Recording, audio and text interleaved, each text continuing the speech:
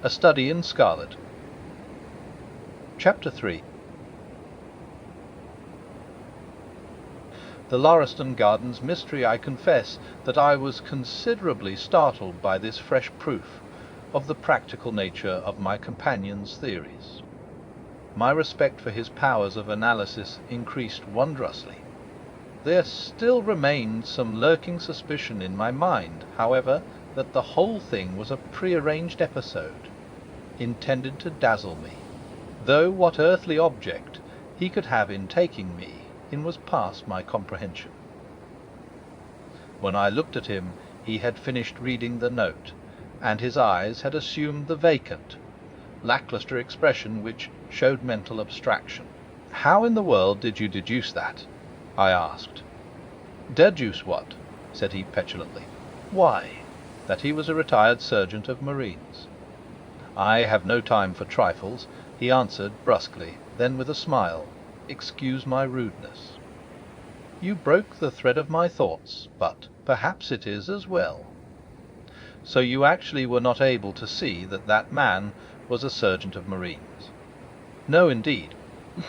"It was easier to know it than to explain why I knew it. If you were asked to prove that 2 and 2 made 4, you might find some difficulty, and yet you are quite sure of the fact.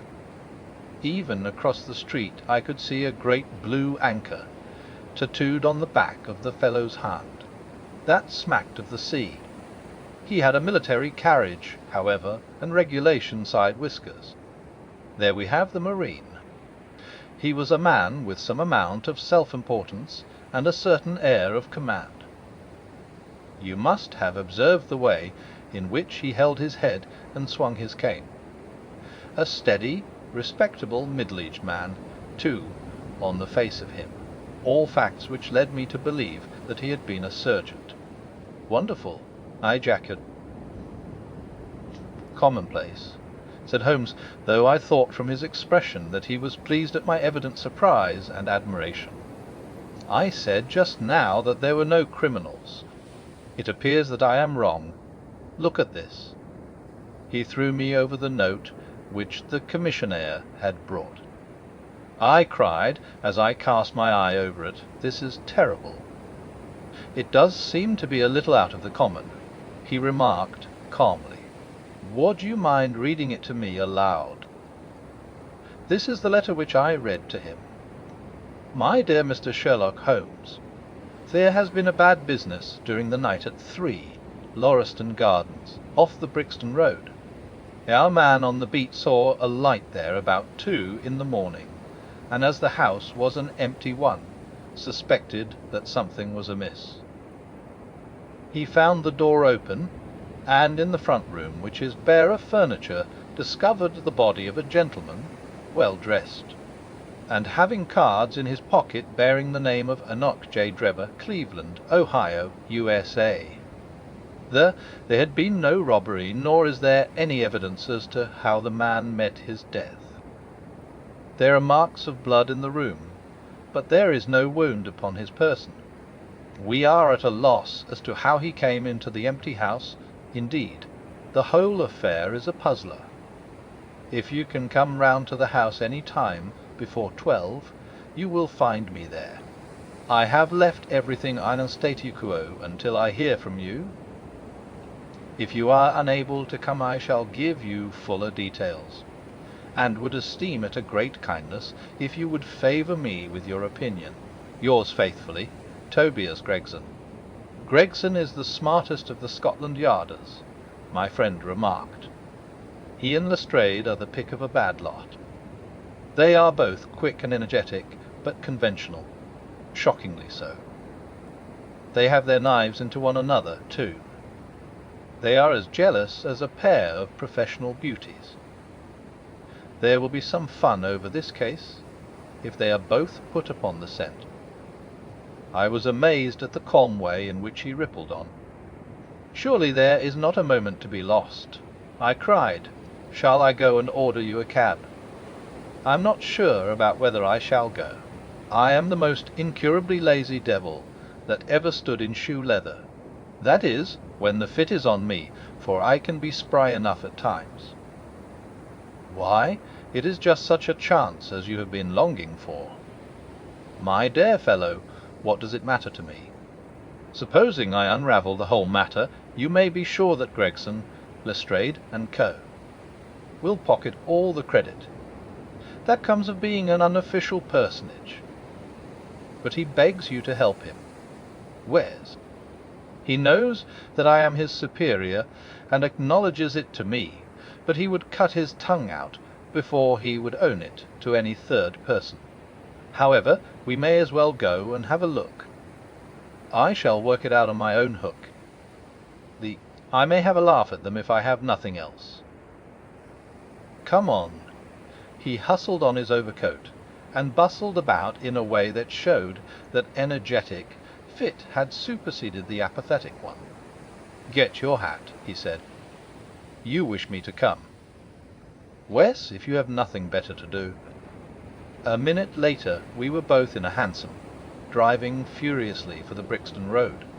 It was a foggy, cloudy morning, and a dun-coloured veil hung over the housetops, looking like the reflection of the mud-coloured streets beneath.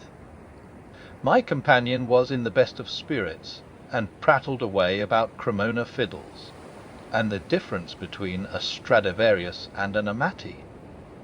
As for myself, I was silent for the dull weather and the melancholy business upon which we were engaged depressed my spirits. You don't seem to give much thought to the matter in hand, I said at last, interrupting Holmes' musical disquisition. No data yet, he answered. It is a capital mistake to theorize before you have all the evidence. It biases the judgment. You will have your data soon, I remarked, pointing with my finger. This is the Brixton Road, and that is the house, if I am not very much mistaken. So it is. Stop, driver, stop.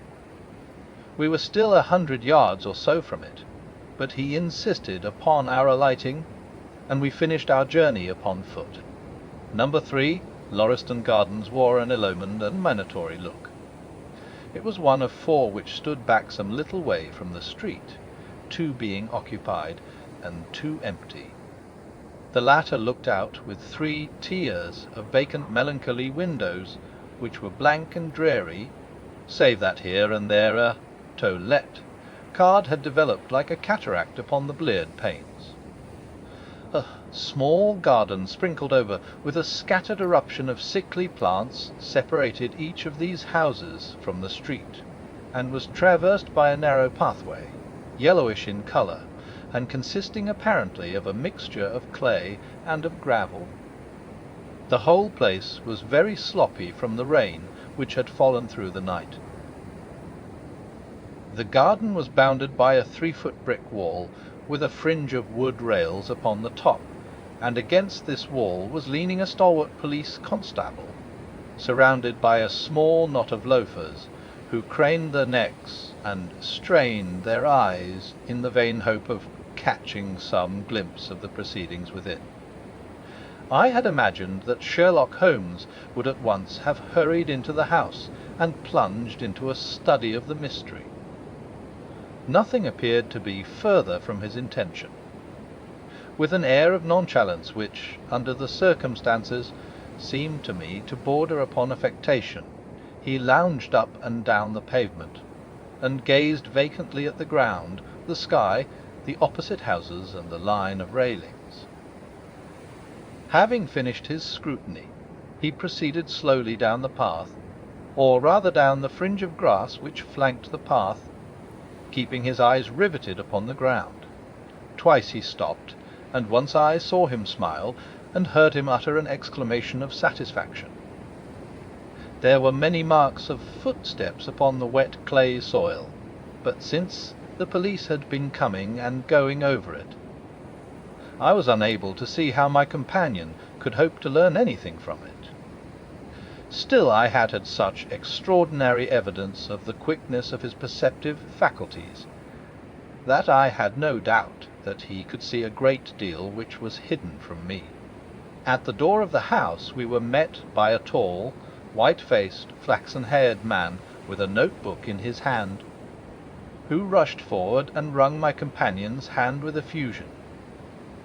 "It is indeed kind of you to come," he said. "I've had everything left untouched." "Oh, except that," my friend answered, pointing at the pathway. "If a herd of buffaloes had passed along there, could not be a greater mess. No doubt, however, you had drawn your own conclusions, Gregson, before you permitted this. I have had so much to do inside the house," the detective said evasively. "My colleague, Mr. Lestrade, is here. I had relied upon him to look after this." Holmes glanced at me and raised his eyebrows sardonically. "With two such men as yourself and Lestrade upon the ground, there will not be much for a third party to find out," he said. Gregson rubbed his hands in a self-satisfied way. "I think we have done all that can be done," he answered. "It's a queer case, though, and I knew your taste for such things." "You did not come here in a cab?" asked Sherlock Holmes. "No, nor Lestrade. No, sir." "Then let us go and look at the room." With which inconsequent remark he strode on into the house, followed by Gregson, whose features expressed his astonishment. A short passage, bare-planked and dusty, led to the kitchen and offices. Two doors opened out of it to the left and to the right. One of these had obviously been closed for many weeks. The other belonged to the dining-room, which was the apartment in which the mysterious affair had occurred. Holmes walked in, and I followed him with that subdued feeling at my heart which the presence of death inspires. It was a large square room, looking all the larger from the absence of all furniture.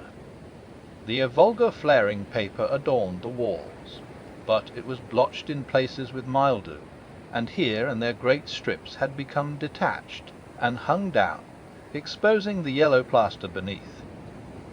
Opposite the door was a showy fireplace, surmounted by a mantelpiece of imitation white marble.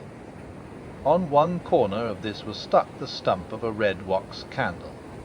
The solitary window was so dirty that the light was hazy and uncertain, giving a dull grey tinge to everything, which was intensified by the thick layer of dust which coated the whole apartment. All these details I observed afterwards. At present my attention was centred upon the single grim motionless figure, which lay stretched upon the boards, with vacant sightless eyes staring up at the discoloured ceiling. It was that of a man about 43 or 44 years of age, middle-sized, broad-shouldered, with crisp curling black hair, and a short stubbly beard. He was dressed in a heavy broadcloth frock-coat and waistcoat, with light-coloured trousers, an immaculate collar and cuffs. A top hat, well brushed and trim, was placed upon the floor beside him.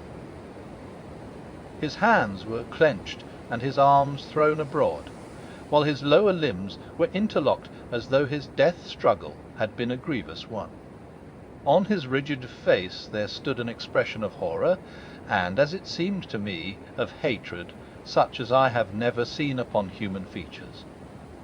This malignant and terrible contortion, combined with the low forehead, blunt nose, and prognathous jaw, gave the dead man a singularly simious and applic appearance, which was increased by his writhing, unnatural posture. I have seen death in many forms, but never has it appeared to me in a more fearsome aspect than in that dark, grimy apartment, which looked out upon one of the main arteries of suburban London. Lestrade, lean and ferret-like as ever, was standing by the doorway, and greeted my companion and myself. "This case will make a stir, sir," he remarked. "It beats anything I have seen, and I am no chicken." "There is no clue," said Gregson. "None at all," chimed in Lestrade. Sherlock Holmes approached the body, and kneeling down, examined it intently. "You are sure that there is no wound?" he asked, pointing to numerous gouts and splashes of blood which lay all round. "Positive!" cried both detectives. "Then, of course, this blood belongs to a second individual, presumably the murderer, if murder has been committed. It reminds me of the circumstances attendant on the death of Van Jansen in Utrecht in the year '34. Do you remember the case, Gregson?" "No, sir." "Read it up. You really should. There is nothing new under the sun. It has all been done before." As he spoke, his nimble fingers were flying here, there, and everywhere, feeling, pressing, unbuttoning, examining, while his eyes wore the same far-away expression which I have already remarked upon. So swiftly was the examination made that one would hardly have guessed the minuteness with which it was conducted. Finally, he sniffed the dead man's lips, and then glanced at the soles of his patent leather boots. "He has not been moved at all?" he asked. "No more than was necessary for the purposes of our examination." "You can take him to the mortuary now," he said. "There is nothing more to be learned." Gregson had a stretcher and 4 men at hand. At his call they entered the room, and the stranger was lifted and carried out. As they raised him, a ring tinkled down and rolled across the floor. Lestrade grabbed it up and stared at it with mystified eyes. "There's been a woman here," he cried. "It's a woman's wedding ring." He held it out, as he spoke, upon the palm of his hand. We all gathered round him and gazed at it. There could be no doubt that that circlet of plain gold had once adorned the finger of a bride. "This complicates matters," said Gregson. "Heaven knows they were complicated enough before." "You're sure it doesn't simplify them?" observed Holmes. "There's nothing to be learned by staring at it. What did you find in his pockets?" "Where we have it all here," said Gregson, pointing to a litter of objects upon one of the bottom steps of the stairs. "A gold watch, number 97163, by Barod of London. Gold Albert chain, very heavy and solid. Gold ring with Masonic device. Gold pin, bulldog's head with rubies as eyes. Russian leather card case with cards of Enoch J. Drever of Cleveland, corresponding with the EJD, upon the linen. No purse, but loose money to the extent of £7.13. Pocket edition of Boccaccio's Decameron, with name of Joseph Stangerson upon the flyleaf. 2 letters, one addressed to E.J. Drever and one to Joseph Stangerson. At what address? American Exchange, Strand, to be left till called for. They are both from the Guion Steamship Company, and refer to the sailing of their boats from Liverpool. It is clear that this unfortunate man was about to return to New York. Have you made any inquiries as to this man, Stangerson?" "I did at once, sir," said Gregson. "I have had advertisements sent to all the newspapers, and one of my men has gone to the American Exchange, but he has not returned yet." "Have you sent to Cleveland?" "We telegraphed this morning." "How did you word your inquiries?" "We simply detailed the circumstances, and said that we should be glad of any information which could help us." "You did not ask for particulars on any point which appeared to you to be crucial?" "I asked about Stangerson, nothing else." "Is there no circumstance on which this whole case appears to hinge?" "Will you not telegraph again?" "I have said all I have to say," said Gregson in an offended voice. Sherlock Holmes chuckled to himself, and appeared to be about to make some remark, when Lestrade, who had been in the front room while we were holding this conversation in the hall, reappeared upon the scene, rubbing his hands in a pompous and self-satisfied manner. "Mr. Gregson," he said, "I have just made a discovery of the highest importance, and one which would have been overlooked had I not made a careful examination of the walls." The little man's eyes sparkled as he spoke, and he was evidently in a state of suppressed exultation at having scored a point against his colleague. "Come here," he said, bustling back into the room, the atmosphere of which felt clearer since the removal of its ghastly inmate. "No, stand there." He struck a match on his boot and held it up against the wall. "Look at that," he said triumphantly. I have remarked that the paper had fallen away in parts. In this particular corner of the room a large piece had peeled off, leaving a yellow square of coarse plastering. Across this bare space there was scrawled in blood-red letters a single word: Rach. "What do you think of that?" cried the detective, with the air of a showman exhibiting his show. This was overlooked because it was in the darkest corner of the room, and no one thought of looking there. "The murderer has written it with his or her own blood. See this smear where it has trickled down the wall? That disposes of the idea of suicide anyhow. Why was that corner chosen to write it on? I will tell you. See that candle on the mantelpiece? It was lit at the time, and if it was lit this corner would be the brightest, instead of the darkest portion of the wall. And what does it mean now that UHAV found it?" asked Gregson in a depreciatory voice. "Mean? Why, it means that the writer was going to put the female name Rachel, but was disturbed before he or she had time to finish. You mark my words, when this case comes to be cleared up, you will find that a woman named Rachel has something to do with it. It's all very well for you to laugh, Mr. Sherlock Holmes. You may be very smart and clever, but the old hound is the best, when all is said and done." "I really beg your pardon," said my companion, who had ruffled the little man's temper by bursting into an explosion of laughter.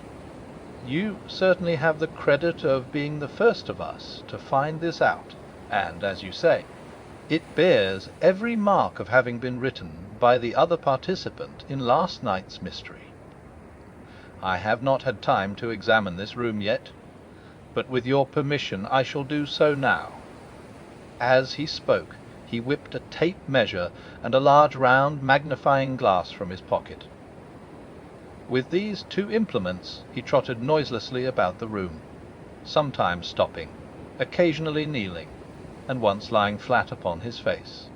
So engrossed was he with his occupation that he appeared to have forgotten our presence, for he chattered away to himself under his breath the whole time, keeping up a running fire of exclamations, groans, whistles, and little cries suggestive of encouragement and of hope. As I watched him, I was irresistibly reminded of a purer-blooded, well-trained foxhound as it dashes backwards and forwards through the covert, whining in its eagerness, until it comes across the lost scent. For 20 minutes or more he continued his researches, measuring with the most exact care the distance between marks which were entirely invisible to me, and occasionally applying his tape to the walls in an equally incomprehensible manner. In one place he gathered up very carefully a little pile of grey dust from the floor, and packed it away in an envelope. Finally, he examined with his glass the word upon the wall, going over every letter of it with the most minute exactness. This done, he appeared to be satisfied, for he replaced his tape and his glass in his pocket. "These say that genius is an infinite capacity for taking pains," he remarked with a smile. "It's a very bad definition, but it does apply to detective work." Gregson and Lestrade had watched the manoeuvres of their amateur companion with considerable curiosity and some contempt. They evidently failed to appreciate the fact, which I had begun to realize, that Sherlock Holmes' smallest actions were all directed towards some definite and practical end. "What do you think of it, sir?" they both asked. "It would be robbing you of the credit of the case if I was to presume to help you," remarked my friend. You are doing so well now that it would be a pity for anyone to interfere." There was a world of sarcasm in his voice as he spoke. "If you will let me know how your investigations go," he continued, "I shall be happy to give you any help I can. In the meantime, I should like to speak to the constable who found the body. Can you give me his name and address?" Lestrade glanced at his notebook. "John Rance," he said. "He is off duty now. You will find him at 46 Audley Court, Kennington Park Gate." Holmes took a note of the address. "Come along, Doctor," he said. "We shall go and look him up. I'll tell you one thing which may help you in the case," he continued, turning to the two detectives. "There's been murder done, and the murderer was a man. He was more than 6 feet high, was in the prime of life, had small feet for his height, wore coarse, square-toed boots, and smoked a Trichinopoly cigar. He came here with his victim in a 4-wheeled cab, which was drawn by a horse with 3 old shoes and 1 new one on his off foreleg. In all probability the murderer had a florid face, and the fingernails of his right hand were remarkably long. These are only a few indications, but they may assist you." Lestrade and Gregson glanced at each other with an incredulous smile. If this man was murdered, how was it done? Asked the former. "Poison," said Sherlock Holmes curtly, and strode off. "One other thing, Lestrade," he added, turning round at the door. "Ratching is the German for revenging, so don't lose your time looking for Miss Rachel." With which Parthian shot he walked away, leaving the two rivals open-mouthed behind him.